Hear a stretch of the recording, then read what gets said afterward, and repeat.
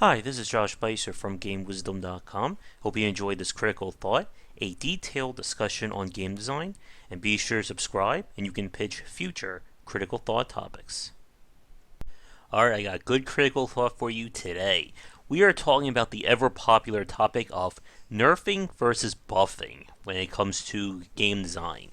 Now, on the very rare chance that you're watching this video and don't know what those two terms are, nerfing and buffing refers to altering just about any part of a game's design, either making it worse through nerfing or better through buffing.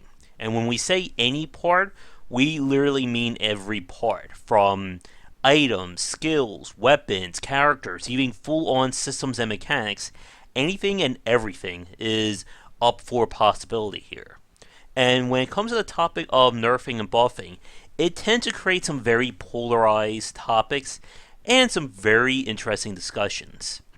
Now, when it comes to this, for one thing, we have to differentiate between single player and multiplayer design. When we're talking about single player games, basically player versus the AI, balance along these lines is usually not considered all that much, because you don't have to worry about a player on the other end getting, overpowered by a powerful build or things along those lines. Typically, when it comes to balancing single player games, it will usually be like a very soft touch. And we're probably not going to talk about for today's critical thought. The real meat of this discussion is with multiplayer games. From just basic, 2-on-2 matches, 4-on-4, 8-on-8, to full-on PvP esports games, buffing and nerfing is a very big deal. A few months ago, we had a critical thought about metagame design. And the metagame, of course, are the popular trends or choices that govern a game at any given time. Again, you can look at any PvP-based title as an example of metagame. Team Fortress, Overwatch, Hearthstone, Gwent, Call of Duty, you name it. And when it comes to balancing multiplayer games, this is where the discussion gets very tricky. Because when we're dealing with games where either money is on the line or you're spending money, money is on the line in form of like an esports competition, or people are allowed to buy and sell items, changing things from their original intent can be very tricky. I'm sure most of you have seen these stories of like Call of Duty developers getting death threats because they changed I think one of the weapons by like 0.015, something like one of their stats. Now, when it comes to changing mechanics or buffing and nerfing, there are two basically core tenets of game design that are brought into discussion. The first one is this: there should never be an option that is 100% always the best solution. And that is pretty simple. If you have a game built on like 15 different builds or 50 different champions or 30 different guns, anything like that, one of those should not be the de facto best option. I made this little analogy a few months ago, but if you had to choose between three weapons, one that does 5 damage, one that does 7 damage, and one that does 55 damage, which one would you choose? And when it comes to balancing, again, nothing should be the best. And this is very true of multiplayer games. When we talked about competitive gamers, they are the most analytical part of your consumer base. These are the men and women who will pick apart every little detail of your game to try and find the best way to win. And once they've found that, the community will know about it, and everyone will try and make use of it. This is why that kind of metagame balance like we see in Hearthstone or other competitive-based games is essentially a never-ending war. Now, when it comes to balancing these things around, typically developers aim for 50-50, meaning that a choice or a build or anything should generally win 50% of the time. But getting to that point is where things get very challenging.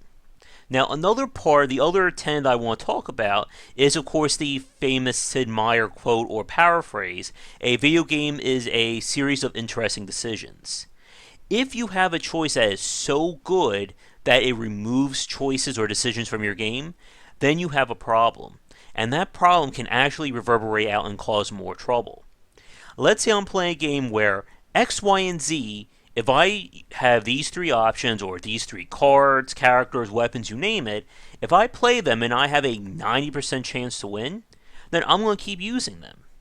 But then what will end up happening is that you'll have players who will build the exact counter build to that. So what ends up happening is that the game becomes basically broken down to either all the players who use XYZ or the players who use the counter to XYZ, and then ignoring all the other options in your game. And that's not good. So when it comes to buffing and nerfing, this is where that challenge comes into play in terms of the philosophy. Again, when you buff something, you're making it better. If a card in Hearthstone has 3 attack and 3 defense, and then a patch makes it 6 attack and 6 defense, you've made that card better. When you nerf something, it makes it weaker. And when we nerf it, it could be, again, any aspect, and that same goes for buffing. Any part of the design can be altered. You could change something special effect, the raw stats, its costs. Again, we could spend 20-30 minutes just like listing examples. Now, when most people talk about the debate of buffs versus nerfs, a lot of people will argue that buffing is always better. Because when you nerf something, you are reducing its effectiveness. Their general philosophy is that if you buff everything around it, then everything has a chance to be really great and all that. But that's not really a viable option in a lot of cases. And it goes back to I guess I'm not sure if this is a famous analogy or not, but the idea that when you throw a stone into a lake, it creates a ripple. And think of that as nerfing. When you nerf one thing, the ripple effect is going to send out, but it's not going to be that big. It's going to affect that card or that option and things similar to it. But if you buff everything around it, that would be like throwing a whale into a lake. You are going to be making a massive distortion in your game's meta. And again, you may not be able to see the full extent of your consequences or the full extent of your actions. And here's the thing. While you may, or despite what you may have heard otherwise, game developers are not psychic. They don't know the full extent of what their changes will do, even if they have a public test server or a PDR or something along those lines. Because there's a difference between like 500, 1,000 people testing something versus, several 100,000 or million players playing something at the same time. And this is why, generally, when it comes to nerfs and buffs, it's important to go with a very soft touch. You're not going to immediately change something and, give it 80 more points of damage, or take an 8 cost card and drop it down to 2. It's important to do things incrementally to see how the community responds. Now, one other major point about nerfs and buffs, and that is understanding when do you need to pay attention? When are there warning signs? And this goes back to understanding game design or game philosophy. And there are several big questions you need to ask yourself when it comes to whether or not to nerf or buff something. The first one is there a dominant strategy? Again, if you have, let's say, 15 possible builds in your game, and 80 to 90% of your players use one build, that's the first step that there's something wrong. Something should not be popular by everybody. Again, if one choice is always the best option, you have a big problem. Now, the next thing you want to ask yourself is there a combination, or is there something that is being preferred? Again, if you have 5 cards, like let's say we have one build, and within that build there are several weapons. Are there options always being played? Now, the next question is there a way to counter it? Again, chances are when it comes to designing these games, there will be answers to these situations. Could be something simple, it could be complex. This is why it's also very dangerous to make major changes to your game when things are first introduced. Again, the first week that a new champion is added to League of Legends, a new weapon is added to Call of Duty, anything like that, chances are everyone's going to be playing it. And this is not the right atmosphere to be making balance changes, because everyone is focusing on this champion or this item. And there is a chance that people will think that this thing is unbeatable, but the solution hasn't been made apparent yet. Now, if we're talking like a month, 2 months down the line, and there's still people who can't get around this specific item, then you have a problem. And another part of that is the solution balanced to this item or to this specific topic. For instance, if you have a combination of X, Y, and Z that wins, is the solution to this one card? Is it, 10, 15? Like, do I need to play, 5 times better than you to beat this combination? And again, this goes back to what we were saying earlier with decisions. If something is so dominant that it removes or replaces all or most of the decision making in your game, you have a big problem with your balance. Because you never want your game to be designed around, option A or counter option A. There has to be more choices there. Now, as I guess to wrap things up, again, when it comes to buffs and nerfs, both are viable options in the game designer's toolbox, and you're going to have to make use of both. Again, if one strategy is completely dominant and is so overpowered that it always wins, buffing everything around it is not an option, because you don't want everything to be unstoppable. Going back to what we were saying earlier, most designers try to aim for 50-50. But again, the chance of someone getting the balance perfectly right on their first try would be akin to finding leprechauns and unicorns tap dancing in a 4-leaf clover field. It's not going to happen. And for many games, they may never achieve peak balance. And sometimes it could take years. But again, it is something you always have to keep track of, especially with competitive games. Speaking of which, that takes me to one final point that needs to be mentioned.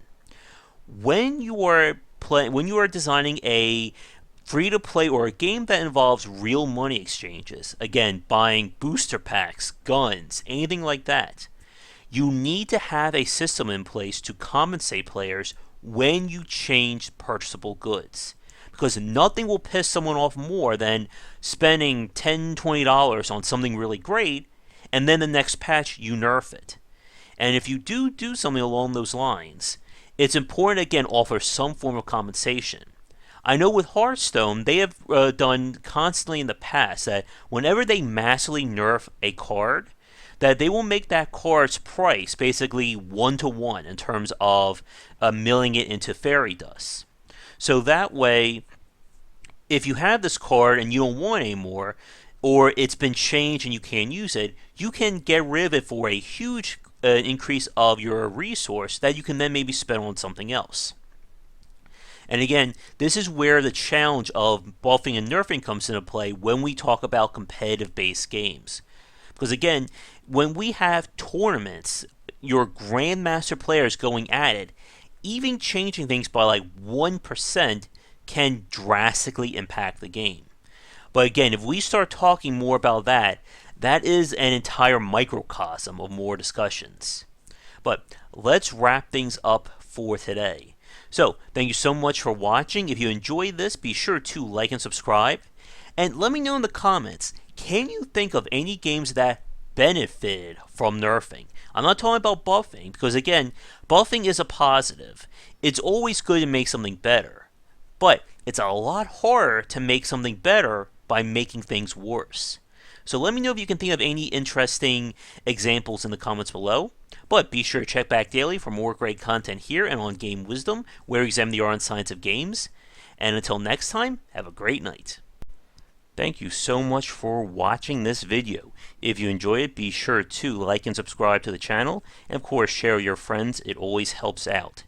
For daily posts on all manner of game design and industry topics, check out game-wisdom.com. To support the site and everything that I do, be sure to check out the Patreon campaign. If we can hit goals, it will mean more content for everyone to enjoy, and I'll be able to support myself and my household. If you want to follow me, you can find me on Twitter at GWBycer for updates throughout the day and random thoughts from me. And lastly, you can find me on Twitch right over there at GWBycer for daily streams most nights around 10 Eastern. Thanks again for watching the video, and be sure to check out more great content coming to the Game Wisdom channel real soon.